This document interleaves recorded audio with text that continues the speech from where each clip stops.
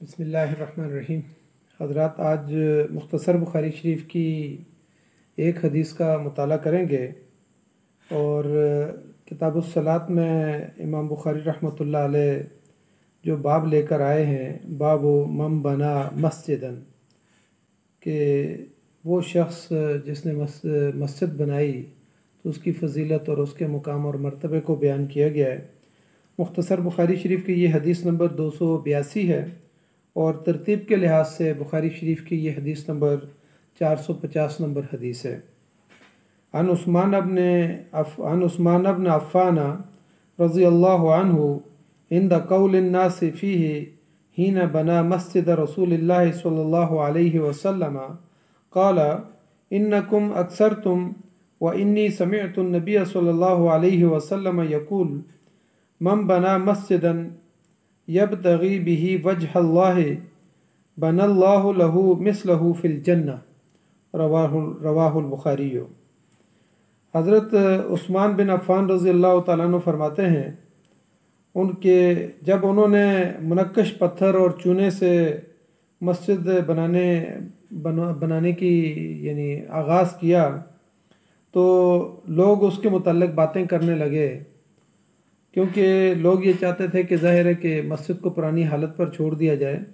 تو وہ یہ کہتے ہیں کہ جب انہوں نے مسجد بنانے کا ارادہ کیا تو لوگوں نے اس کے متعلق باتیں کی۔ تب انہوں نے فرمایا کہ میں نے تو نبی صلی اللہ علیہ وسلم کو یہ فرماتے ہوئے سنا ہے کہ جو شخص مسجد بنائے اور اس سے محض اس کا ارادہ اور مقصود یہ ہو کہ وہ اللہ کی رضا حاصل کرنا چاہتا ہو، تو اللہ تعالیٰ اس کے لیے اس جیسا جنت کے اندر ایک گھر بنا دے گا۔ یعنی جس نے مسجد بنائی تو اللہ تعالیٰ اس کی مثل اس کے لیے جنت میں گھر بنا دے گا۔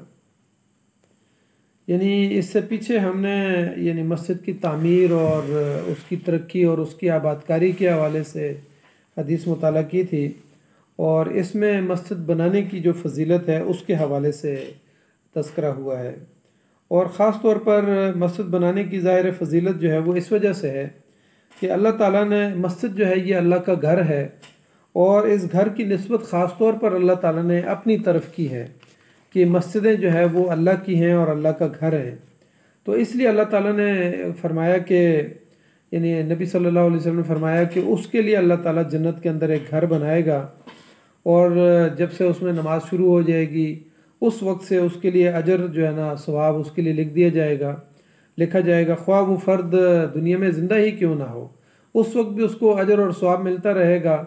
اور جب وہ اس دنیا سے رخصت ہو جائے گا تو پھر تو ظاہر اس کے لیے وہ صدقہ جاریہ ہے۔ جب تک لوگ اس میں نماز پڑھتے رہیں گے، تعلیم و تربیت کا اہتمام رہے گا،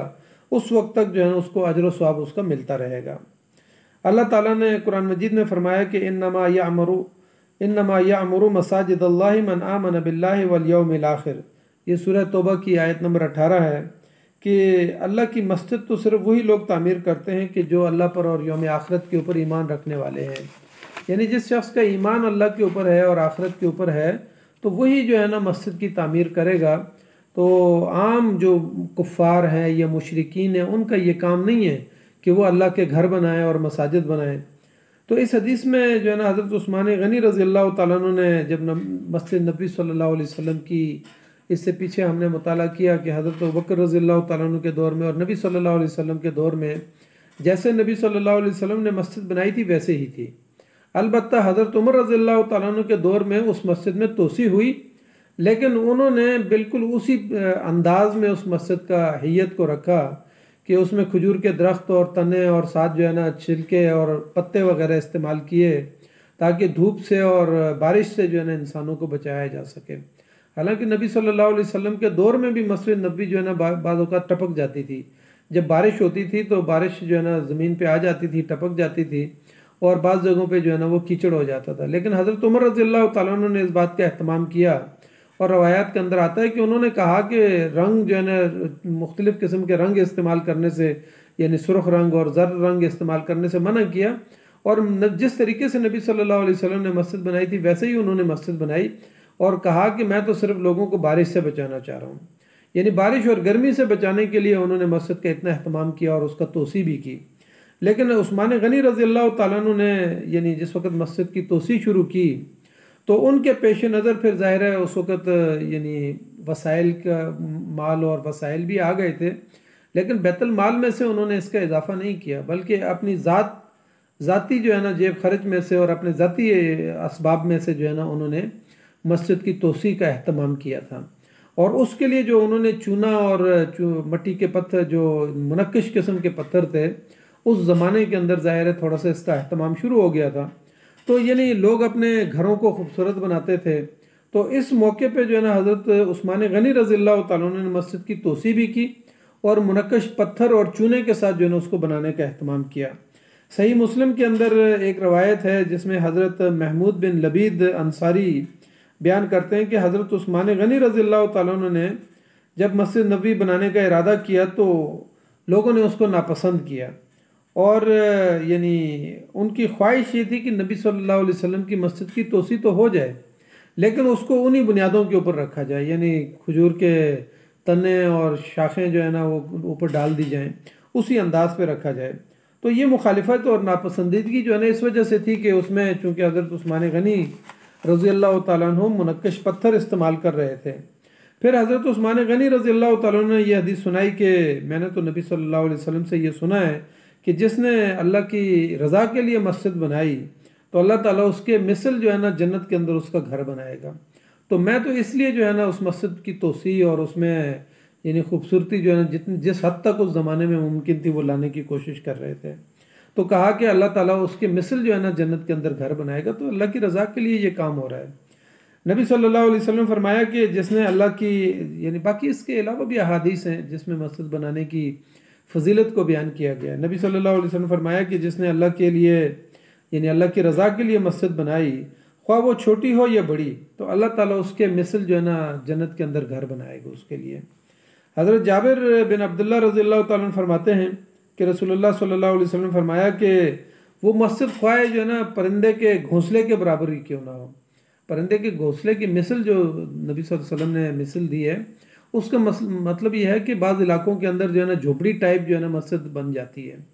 یعنی جھگیوں میں لوگ رہتے ہیں اور جھگیوں کے اندر ہی جو ہے نا ان کی ایک چھوٹی سی مسجد ہوتی ہے، تو کہا کہ انہوں نے اگر چھوٹی سی بالکل چھوٹی سی مسجد بھی بنائی تو اللہ تعالیٰ جنت کے اندر جو ہے نا یعنی اس کو اجر اور ثواب اور اسی انداز پہ جو ہے نا اس کے مثل ایک محل جو ہے نا اس کے لیے تیار کر دے گا۔ اس حدیث میں یعنی مسجد جس نے مسجد بنائی اور اللہ کی رضا کے لیے بنائی تو یہاں پر مثل کی بات آئی ہے، حالانکہ اس سے باقی احادیث کے اندر اور قرآن کے اندر جو آیات ہمیں ملتی ہیں کہ باقی اعمال کے بدلے میں تو 10 گنا جو ہے نا اعمال اور بڑھتے بڑھتے وہ 700 گنا اعمال تک جو ہے نا چلے جاتے ہیں، اور پھر روزے کے بارے میں تو آیا کہ اللہ تعالیٰ جتنا چاہے جو ہے نا وہ عطا فرمائے، تو یہاں پر جو ہے نا یہ حدیث کے اندر جو ہے نا مسجد بنانا جو ہے اور اس کے مثل اللہ تعالیٰ جو ہے نا جنت کے اندر گھر دے گا، تو یہاں مثل کی بات کیوں آئی ہے؟ اس پر جو ہے نا حافظ ابن حجر عسقلانی رحمۃ اللہ علیہ نے لکھا ہے کہ مسجد بنانے کی جزا یا ظاہر ہے کہ گھر تو جنت میں ملے گا، پہلی بات تو یہ ہے کہ وہ گھر جو بھی ہوگا اور اس کی یعنی مقام اور مرتبہ اور اس کی حیثیت کیسی ہوگی یہ تو الگ بات ہے، لیکن گھر بہرحال جنت کے اندر ہوگا، جنت کے اندر ملے گا۔ پھر انہوں نے کہا کہ مگر اس کی کیفیت جو ہے وہ کیسی ہوگی، تو کہا کہ دنیا میں بعض گھر ایسے ہوتے ہیں کہ جو ایک گھر اتنا بڑا گھر ہوتا ہے کہ اس کے مثل جو ہے نا ہزاروں یا 50 یا 100 یا 200 500 گھر جو ہے نا اس کے اندر گھر سما جائیں، تو یعنی مثل کا مطلب یہ ہے کہ اس کی یعنی علی کل وجہ کی بنیاد پر نہیں ہے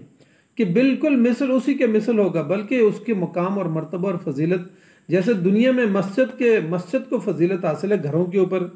اور پھر اسی طریقے سے دنیا میں ہم نے دیکھا ہے کہ لوگوں کے 200 کنال اور 300 کنال کے اوپر بھی گھر ہیں، اور لوگوں کے 2 مرلے اور 5 مرلے کے اوپر بھی گھر ہیں،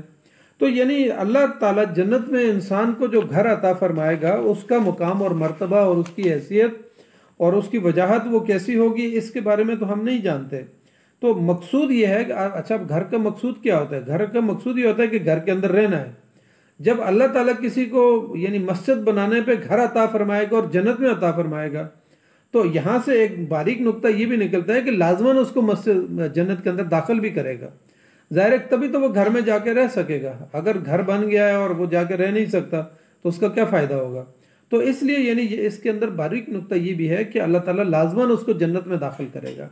اور جنت کے اندر جو اس کا گھر ہوگا وہ ایک گھر ہوگا، لیکن وہ کتنا بڑا گھر ہوگا اور اس کی مقام اور مرتبہ اور اس کی فضیلت کیا ہوگی۔ تو دنیا کے اندر جو ہے نا گھر ایک چھوٹا بھی ہوتا ہے اور ایک گھر بہت بڑا بھی ہوتا ہے،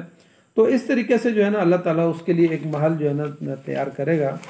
اس میں علامہ جوزی رحمۃ اللہ علیہ نے ایک خاص نقطہ لکھا ہے، انہوں نے یہ کہا کہ اگر ایک شخص مسجد بناتا ہے اور پھر اس کے اوپر اپنا نام جو ہے نا وہ تحریر کروا دیتا ہے، اور اس میں دو بنیادی مقاصد ہو سکتے ہیں۔ ایک مقصد تو یہ ہوتا ہے کہ لوگوں کو اس سے ترغیب ملے کہ ایک آدمی نے اتنی بڑی مسجد بنائی ہے اور اتنی خوبصورت مسجد بنائی ہے، تو اس کو دیکھ کے دوسروں کو ترغیب ملے۔ لیکن ایک نیت یہ ہو سکتی ہے کہ لوگوں کو یہ پتہ چلے کہ فلاں شخص نے جو ہے نا مسجد بنائی ہے، بڑا امیر کبیر آدمی ہے اور بڑا جو ہے نا اللہ کے راستے میں خرچ کرنے والا ہے۔ تو یہاں سے وہ یہ کہتے ہیں، علامہ جوزی رحمۃ اللہ علیہ کہتے ہیں کہ اس میں اخلاص کی کمی پیدا ہو جاتی ہے۔ اگر ایک شخص مسجد بنواتا ہے اور پھر اس کے اوپر اپنا نام تحریر کرتا ہے،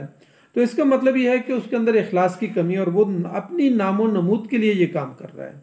تو بہرحال اس کا اجر پھر جو ہے نا اللہ کے اوپر موقوف ہے کہ اللہ تعالیٰ اس بندے کی نیت کو دیکھے گا، کیونکہ بہت ساری احادیث میں ہم یہ روایت دیکھتے ہیں کہ ایک جو ہے نا سخی کو لایا جائے گا، ایک جو ہے نا عالم کو لایا جائے گا،